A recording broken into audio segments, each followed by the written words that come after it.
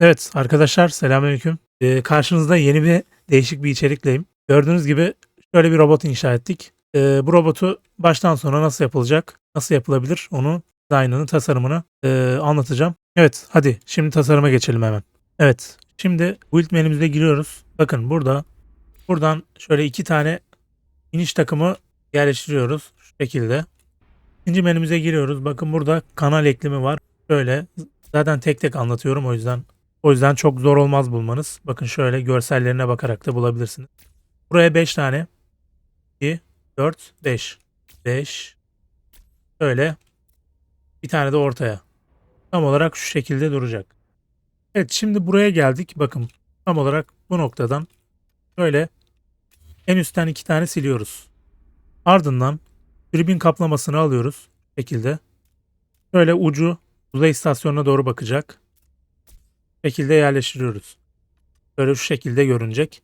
Ardından hemen bir tane Bitbird kaplaması alıyoruz. Bakın şuraya yerleştiriyoruz. Tekrardan menüye giriyoruz. Buradan dert çerçeve kaplamayı alıp böyle R'ye basıp çevirip şekilde yerleştiriyoruz. Bunu tekrardan çeviriyoruz. Böyle buraya da bir tane yerleştiriyoruz. Ardından bakın şu ortadakini siliyoruz. En alttakini değil. Buraya kargo küresini alıp şöyle yerleştiriyoruz. Ardından onun da altındakini silip bu sefer onun altına civalı eklem şöyle yerleştiriyoruz. Tam olarak bu şekilde görünecek. Geliyoruz şu arkaya. Arkaya bizim bu kısma bir tane biz yankı jetlerini böyle şu şekilde yerleştiriyoruz. Devam ediyoruz. Buraya şöyle bir tane Pittsburgh kaplamasını alıp şekilde yerleştiriyoruz. Şimdi burada Super Cruise kanat alıyoruz. Bakın şöyle şurada bir tane buraya E'ye basıp çevirip bir tane de buraya yerleştiriyoruz. Bakın bir tane bacak oluşmaya başladı bile.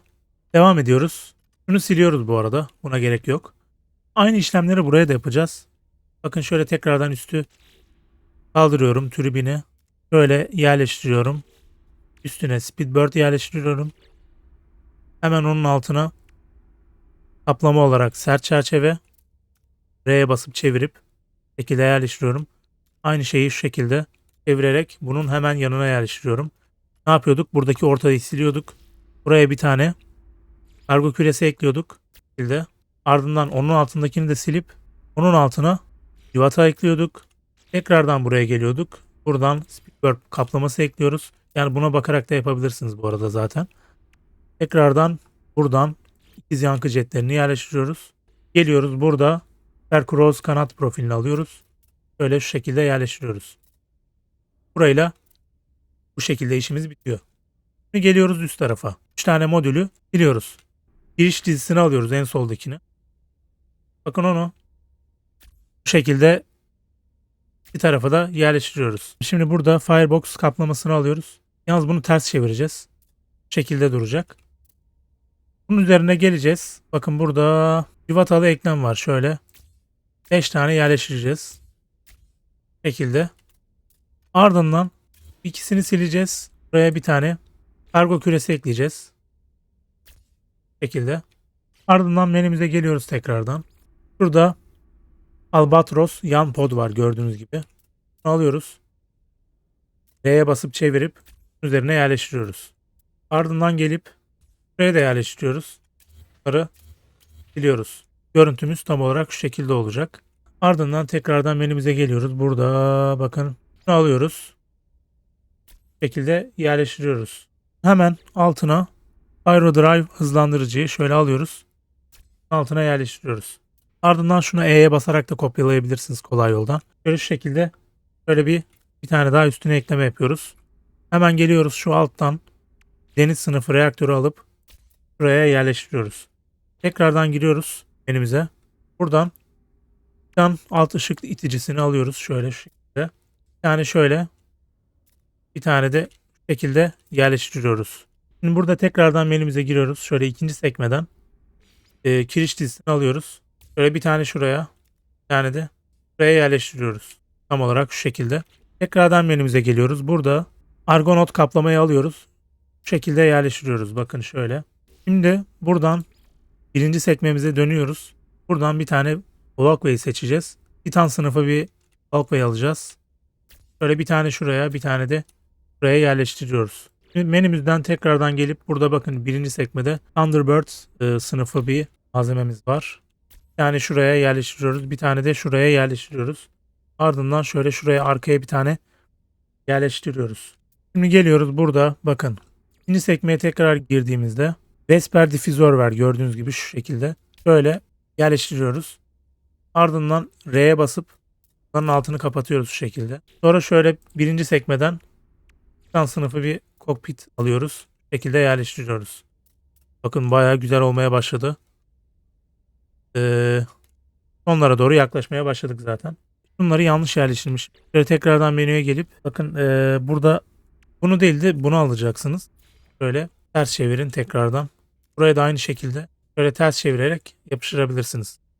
Evet, hızla devam ediyoruz. Şimdi kol kısmına geldik. Buraya arkadaşlar şöyle D'ye basıp buradan giriş dizisini alıyoruz. Şöyle 1, 2, 3, 4 tane şöyle yerleştiriyoruz. Bakın şu ortadaki 2 tane siliyoruz. Burada şöyle 3. sekmede kargo kapsülü var şöyle. Buraya yerleştiriyoruz. Ardından bunun üzerine şu kanatlardan şöyle küçük kanattan bunu silip bunu şekilde yerleştiriyoruz. Devam ediyoruz. Bakın bunu siliyoruz. Buraya bir tane yüksek enerji kanalları var. Bakın bunu şöyle şunun altına yerleştiriyoruz. Tekrardan menümüze giriyoruz. Burada güçlendirilmiş gövde bağlantısı var gördüğünüz gibi. Şöyle şu şekilde yerleştireceğiz. Hemen buradan çıkacağız. İlk menüden arka diye ağır hızlandırıcı var.